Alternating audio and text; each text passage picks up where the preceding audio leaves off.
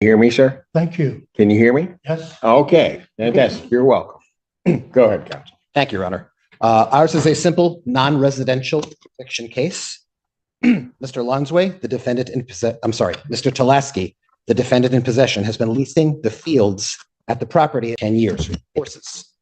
The tension kicks in immediately with this case, and the stakes aren't small. We're about to watch a battle over property rights, liability, and a man's future with his horses. On one side, you've got the property owner's attorney laying out a textbook property law principle. A landowner can evict someone even without giving a reason, as long as the notice is proper. That's the hammer of property law. On the other side, you have a defendant who has lived with and cared for horses for decades, now being told to uproot everything. Think about the imbalance here: contracts, fences, liability, and cold hard law, versus years of personal sweat, relationships, and animals. This isn't just numbers on a page, it's a way of life colliding with legal reality. Stick with this case, because it's going to twist between sympathy and hard facts, and the judge has no patience for dodging the bottom line. He's received the notice to quit, which was sent to him December 6th, 2023, informing him to remove his horses and vacate the property by February 1st, and he has not done so. It is a fundamental principle of property law that a fee simple property owner has the right to exclude anyone from their property for any reason or no reason at all. We're not obliged to justify to the defendant or this court the reason for the eviction, but in the interest of fairness. Notice how quickly the attorney cuts through emotion. He makes it clear under law the owner doesn't even owe an explanation. That one line sets the tone. This isn't about compassion or history, it's about strict property rights. But then, almost strategically, he does give reasons: liability, broken fences, roaming horses. Why? Because courts and judges like to hear fairness even when the law doesn't demand it. He frames the case not as personal animosity, but as practical necessity. Clever move. If the horses had already escaped into the road, we'd be talking about lawsuits, injuries, or even worse. The lawyer is preempting sympathy for the defendant by reminding everyone that safety and financial burden are real issues. Ask yourself, is this strategy overkill, or is it necessary to keep the judge focused on cold facts instead of emotional appeals? And to put it on the record, You're I'd like to do that. You're going to give me a lecture on doing for 35 years? Well, no, I know, sir. You're quite qualified. I know that. This is simply, it has nothing to do with animosity. It's purely a question of liability. Maintaining this property for the keeping of horses has become prohibitively expensive. The fences around the property are rotting and fallen down. Whole sections of the fence are being held up by steel posts wired to the rotting fences. My client intends to just tear down the fences because of their disrepair. The defendant's horses got out on 3 occasions last year, and luckily they stayed on the property, but we fear they will wander into the road or worse. There are other annoyances, but they pale by comparison to the liability and the fence repair cost issues, which my client simply cannot keep up with. The defendant needs to get out immediately and hopefully pay my client for the months that he has overstayed. This is not an eviction for failure to pay, although he has failed to pay.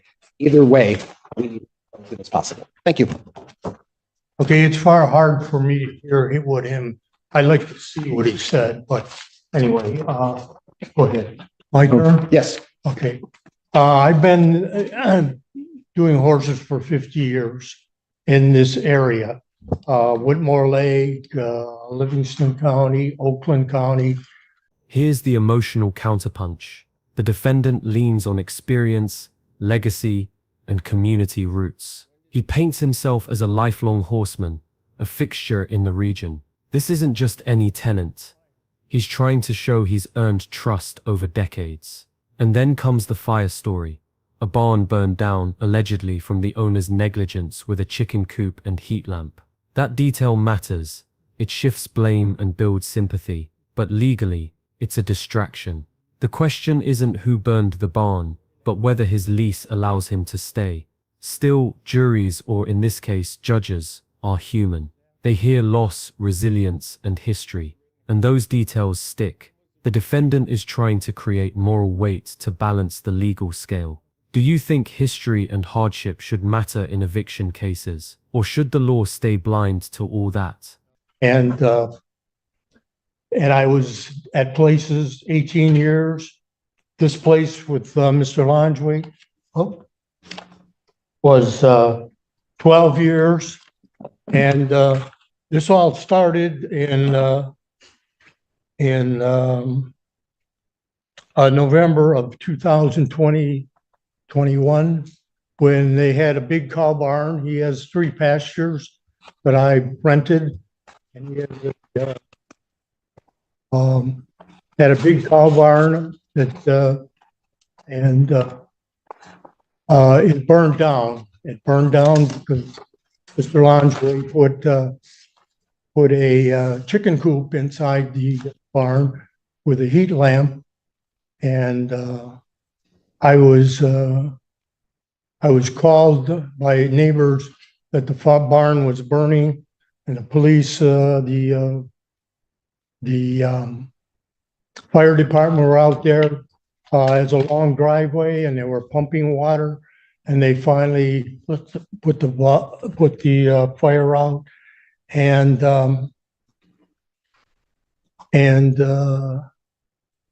so everything of mine was destroyed. Everything that Mr. Landry had, tractors, canoes, he had the machinery, new roof, silos were out there, and he, it burned down, and that was not my fault. And Mr. Landry approached me and said, the horses can stay here, although they were now in one pasture. And so I accepted that, and I didn't demand him to do anything to me or reimburse me. And so Sir, let me just ask you, is there a written agreement for the leasing of the land? This is the exact pivot moment. The judge asks the only question that matters. Is there a written lease, and what does it say? Everything else, fires, barns, hardship, is noise, unless it ties back to contract terms. The defendant admits there was a lease signed in 2010, but already his timeline sounds shaky. First he says 2003, then 2010, then maybe 2013. That confusion undermines his credibility. Courts love clarity. If you can't pin down dates, you look unreliable, even if your story is true. And notice the judge's patience thinning. He wants facts, not wandering narratives. This is the core legal battleground, written agreement versus oral claims. And courts will almost always lean on paper. That's why lawyers preach. If it's not in writing, it didn't happen. yeah, we signed an agreement 2010. Okay, we had a For how long? no, then I don't think it said anything. It was just started to protect Mr. Longway, because we had a kind of a disagreement with some people about cutting the hay in a hay field. And so he just said, well, we need a lease down there. How much was it? And eventually it went up $200 a month. And Well, I guess what I'm trying to figure out is when did that lease expire? didn't never expire. Never, there was no limit other than Mr. Longway filed for me to leave probably 2003. Okay, but Go ahead. that would have been before the written agreement. No, Right. that was after the agreement. Yeah. So when was the written agreement? Huh? When was the written agreement? I heard you wrong, maybe. 2010, something like that. All right, but you said he filed to have you leave in 2003? Or did you mean 2013? No, 2023. 23. Yeah. Okay, gotcha. Okay. Well, the problem was, okay, just another thing. So about 6 months later, he was cleaning up, And he got the idea, the horses were getting out after the barn burned down. And we went and fixed the fences up. So they were confined. But 6 or 8 months later, he came up with that the horses were getting out and he was liable, which wasn't true. They never got out before. And he said I had to leave.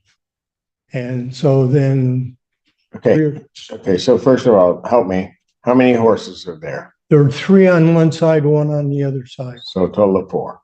Yeah. Okay. Right here, the judge simplifies the mess. How many horses are we even talking about? 4. Why does that matter? Because courts deal with specifics, not generalities. Liability for 1 horse is different from liability for 4. Feed costs, boarding options, transportation, everything scales with numbers. The defendant then reveals he doesn't even have another place ready to move them. That's huge. Judges want concrete plans. Eventually doesn't cut it. Sympathy only goes so far when animals, liability, and deadlines are on the line. The defendant is trying to buy time by highlighting personal injuries and challenges, but the judge zeroes in on logistics. This shows how judges slice through emotion to get to enforceable facts. If you were in Judge Simpson's chair, would you trust eventually as a commitment, or would you demand a firm date on the spot? And do you not have a place to put them? No, Is that well, the issue? another problem happened. Okay. I got, so on 1 August of last year, I was bringing hay to the horses, or I went to buy hay. I couldn't buy the square bales, so I looked for some round bales. I found 2 of them.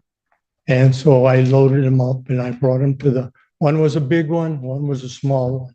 I loaded the small one when I got to the farm into one paddock, and I went to unload the big one, and I couldn't. It wouldn't move, and I tried everything that I could do. Run up the vehicle, run down, and see if it would move. It maybe moved a little and sat back. So fine, and I didn't have any ropes, which I usually had, because they were all burned up. And so I went up there one more time, trying to push it off, and I got my legs and caught in the hay, and they just, I was kept there by I fell off the back of the pickup. My legs stayed in. I laid on the ground. There was nobody there. I started to call for help, but the driveway was 150 yards. So I laid there till 4 in the morning, from 4 o'clock until 4 in the morning. Then the daughter came, and she heard me. I don't know if she was with somebody, but I tried to tell them to move the bale, but then I said, call 911. So I ended up in U of M hospital for 8 weeks because my leg was so swollen. This is where tragedy collides with law. The defendant isn't making excuses.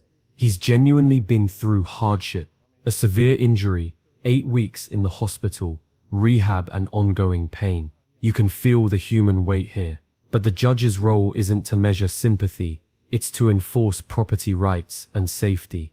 Injuries don't erase legal obligations. At the same time, judges are human, and these details do influence how much time they might grant before enforcement. Think about the audience impact. Do we side with the law, which says move the horses, or with the man who physically can't? Cases like this show the brutal clash between compassion and contract. The law can't bend for everyone's story, or chaos would rule. But you can tell Judge Simpson is already calculating how far he can stretch fairness without breaking the law. U of M and rehab. Finally, I got out in October. 1 October, Okay, so what does this have to do with you being on the property? because I had to do this with this leg, and it's still bad.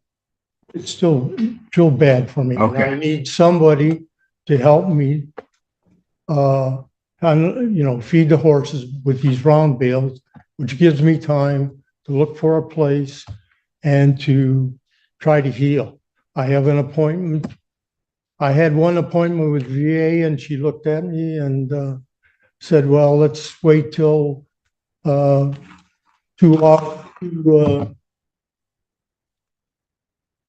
April, and we'll look at it again. And I want to find out what's my prognosis, because I can't feed the horses the way I want to give me time. Otherwise, I'd have to be there every day.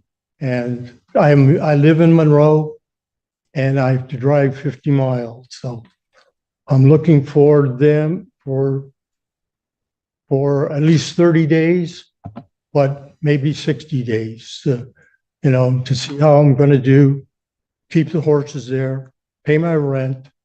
And Mr. Lanchway said I could stay, and then he changed his mind based on error, if nothing else. Go ahead. Okay, but what I'm hearing Yes. is that you'll move the horses, What? that you'll move the horses. Eventually, yeah, I have to move the horses. Well, eventually is probably the problem. Well, right, yeah. Because I'm in Monroe now. I have been there only a couple of years. I haven't found a place. I had one place lined up.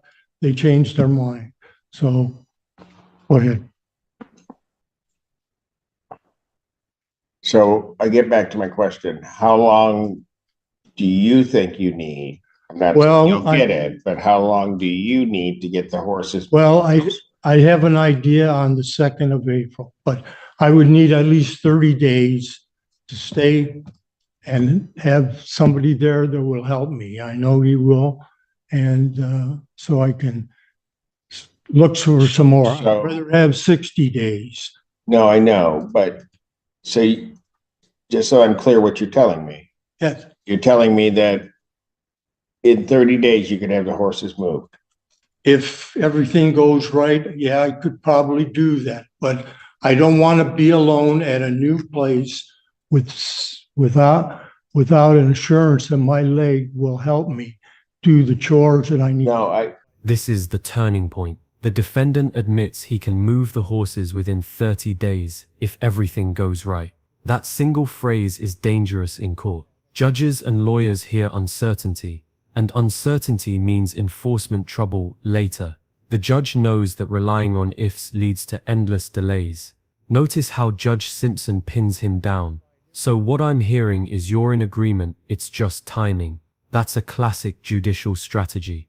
Summarize and box the party into a yes. From here, the question isn't if the horses will move, but when. The sympathy factor is real, but the judge must avoid setting a precedent where health or hardship endlessly extend obligations. If you were the property owner, would 30 days sound fair, or would you be pushing harder for immediate possession? I understand that, Yes. but the issue isn't that part of it.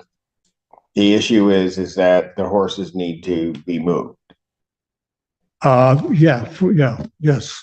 Okay, so what I'm hearing is you're in agreement to that. It's just Sure. timing of the move. Yes. All right. Counsel, how soon is there any leeway you have regarding when the horses will move? Because I will just say this. Yes, sir. If it had to go to a judgment, you had to have the horses removed. And that means you're going to have to call somebody to move the horses, potentially board them. And that's an expense that your client will initially at least incur. So balancing that, is there any leeway in terms of time of the move of the horses? The defendant's had far longer than the statutory notice. He was on notice of this 9 months ago. The attorney is back with precision. He reminds the court that the defendant has already had 9 months' notice. That's not just a legal fact, it's a strategy. It shuts down arguments of surprise or unfairness. Courts give statutory deadlines, and here those deadlines have already stretched beyond reason. Yet the attorney still offers 30-60 days as a concession. Why? Because it makes his side look balanced, reasonable, even compassionate. Smart lawyering appear flexible while never conceding core rights. Judge Simpson now sees one side grounded in law and timelines, and the other side rooted in hardship and delay. Both arguments matter, but courts tilt toward enforceable timelines every time. This highlights the real drama of civil law, balancing rules with empathy. The tension now is clear. Does the court give him until the 30th of April or enforce something sooner? We can accommodate 30 days. That's not unreasonable given Mr. Tuleski's situation, or somewhere thereabouts. 60 is probably a little bit too long. I wouldn't like to face my client and tell him that's how long it was, but 30 to 60 would be acceptable. Yes. I pay on the 15th of the month. So I would like to, continue that 15th of the month, 60 days in advance. And that's the way I've been paying. And just to keep the math right, so whatever the date is, it should be the 15th of the month. So today is 15th of the month, but I think after 2 April, and I see the VA, I'll have a better idea, and 15, so. But anyway, that's what I think would be fair. Go ahead. Okay. If I gave you 30 days from today, and I can't, here's the problem, sir. I feel for you regarding your leg, Yeah. but I can't condition the moving of the horses on that. Okay. I can't say, well, once you get better, then that's when it will happen. Yeah. I certainly can take that into consideration, but it seems to me that the issue here is that if you had them out by the week of the 15th, gave you that 15th of April, could you do that? Again, I'd have to see what is available on the 2nd. Okay, And but here's going to be the what I would be doing, sir, here's going to be the problem. yes, They're going to get a judgment for possession. The question is when will they be able to execute on that judgment to basically forcibly remove the horses from the premises? All right. If they do that, it's going to be a problem for everybody, quite frankly. Whenever we get into these cases, it's a problem all around. yes. Don't want to get to that point. So we're going to have to pick a date, and somehow or another, that date is going to have to be the date that happens, unless you guys come to some other thing, if something happens. Yeah. But that's going to be the date of the court's order. Judge Simpson makes it plain the court is not in the business of maybe. There has to be a hard date, an enforceable deadline, or else the order means nothing. He warns both parties, if the deadline isn't met, the sheriff may get involved. That's a serious escalation. And notice the subtle pressure. That's going to be the date, unless you guys work something else out. Translation: the judge is pushing the parties to settle the timeline themselves, but if they can't, his gavel will decide. This is a masterclass in judicial authority, firm but measured. He doesn't want chaos with animal seizures, sheriff involvement, and humane societies, but he makes it clear that's where this could go. Question for you: should judges have more discretion to bend deadlines in hardship cases, or would that open the door to endless abuse of the system? Well, how about 30 April? 30 April. 30 April would be, Counsel? Well, We that, can accept that provided there's some type of penalty if he doesn't have them out. We can just turn the horses out and what happens to them happens. My client is not in the position of being able to. well, you Of caring for his horses. can't do that because if you can't just let him run if it gets to that date. just, He's got to, Then what surety do we have, Your Honor, that he gets them out on the 30th? If you have a suggestion, well, I'd like to hear it. the only surety that you have is you'd have to call the sheriff's department to execute on a writ. And then the reality of what happens in these situations is you call the Humane Society comes out, gets the horses. I don't know if they're still doing that, but that will the last time this was done, that takes time because the Humane Society doesn't board the horses themselves. So then they have to find individuals to take the horses, which won't happen overnight. I'm learning far more about this than I ever wanted to know. If you're asking for some guarantee, I can't give you a guarantee except a date where you can then exercise your legal remedies. Correct. That's the best that I can do. okay, I still plan to pay rent. I have money in my pocket. And so, you know, he refused to take my money, so I'm willing to pay. Okay, so how much are you behind? So that's, Okay, 15 January, 15 February, that's 1 month. February to March is 2 months. I got that in my pocket. so So then, you would be paid through March 15th. You're saying with what's in your pocket.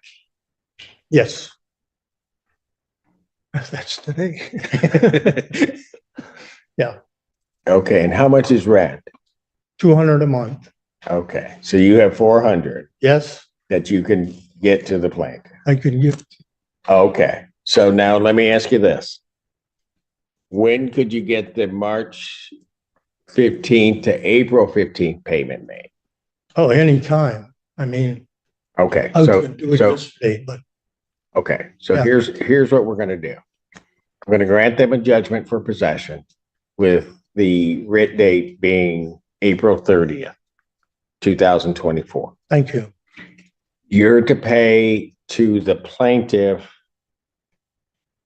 the 400 plus an additional 300, Yes, which will then be half, I'm taking half of April. yeah. So you'll pay the 15 days in April. that'd be fine. All right. I can write him a check. I can write him a check today. Okay. I'll let you guys handle that because that's really not part of the case, but I'm going to order that be paid. Otherwise, I'll issue a writ sooner. Okay, so you pay through the 30th. You're going to be paying to the plaintiff a total of $700. Here comes the math, and Judge Simpson handles it decisively. $700 total, covering back rent, current dues, and half a month forward. Why does this matter? Because it anchors the case in tangible numbers. Courts like clean math, X months, Y dollars, Z deadline. The defendant tries to show good faith by saying he has the money in his pocket. That's important. It signals willingness to comply financially, even if he's struggled physically. But the judge also signals that if payments don't land, the writ could be issued sooner. It's a carrot and stick approach. Comply with rent and deadlines, and you get a little leeway. Fail, and enforcement comes down fast. This shows how judges juggle fairness with structure. The human drama is real, but the law is being packaged into cold, enforceable numbers. Which is really the Right, 400 that you have Sure. the next month and then the 15 days. Well, I'll pay him when, okay, that's fine. Yes, Okay? Yeah. And then a writ would issue on the 30th. Okay? thank you. All right. Thank you, Your Honor. I need a judgment. You're welcome. You have one here that I can fill out? I don't. Not you. Are we good to go? But I think they might have some up front at the front counter. I have a I'll sign. blurb here. Would you like to have this? What's the blurb? Well, you know, what happened over the years. I gave You him, want me to read history? Yeah, it's up to I you. became a lawyer, so I don't have to do history or math. Okay. All right. That's what I usually tell clients. All right. And sir, you're a veteran? Yes, sir. What branch? Retired Army. Army? Yeah, Okay. thank you. My, Are you? thank you for your service. No, my dad was, in, but thank you for your service. Thank you. for All the right. support. Because, I didn't have to serve because of people like you that did. And I'm always mindful of that. Huh? Oh, All right. thank you. All right. Thanks. That's right. She wasn't trying to take you in. All right. Take care. This case ends with a balance of compassion and law. Judge Simpson acknowledges the defendant's service, sympathizes with his struggles, but still enforces the eviction with a clear deadline, April 30th. The horses must be gone, and $700 must be paid. What we've seen is the collision of two worlds, the rigidity of property law and the humanity of a man who built his life around his animals. The ruling reminds us that courts don't just weigh facts, they weigh fairness within boundaries. For viewers, the big takeaway is this: verbal promises and history rarely protect you when contracts and property rights collide. Deadlines are firm and courts will enforce them, even against sympathetic defendants. If you found this case as shocking as we did, make sure to hit that like button, share your thoughts in the comments, and don't forget to subscribe for more jaw-dropping courtroom breakdowns.